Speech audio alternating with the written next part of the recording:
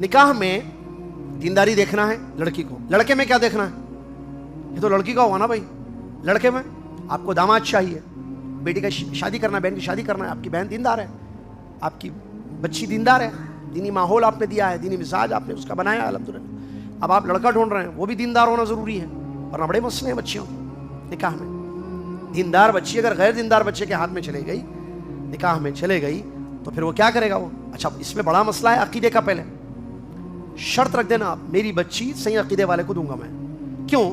عقیدہ اگر غلط ہے, شرکی عقیدے کے گھر میں دے دیا آپ, تو پھر ہمیشہ کے لیے نقصان ہے.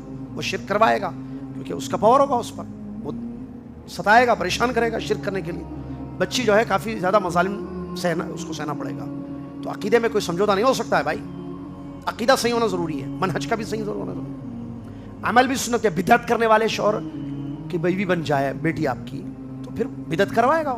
چلو کھاؤ, وہ کرو, یہ کرو, یہ پڑھو, وہ پڑھو, بدعت بدعت بدعت بدعت. سنت پر عمل ہی نہیں کر سکتی ہو. پھر لڑائی جھگڑے ہوں گے, مسائل پیدا ہوں گے, پھر نکاح خراب ہو جائے گا, شادیاں ٹوٹ جائیں گے ایسے مسائل. لہٰذا ادھر بھی دونوں طرف دینداری دیکھنا ضروری ہے, لڑکا اور لڑکی دونوں میں.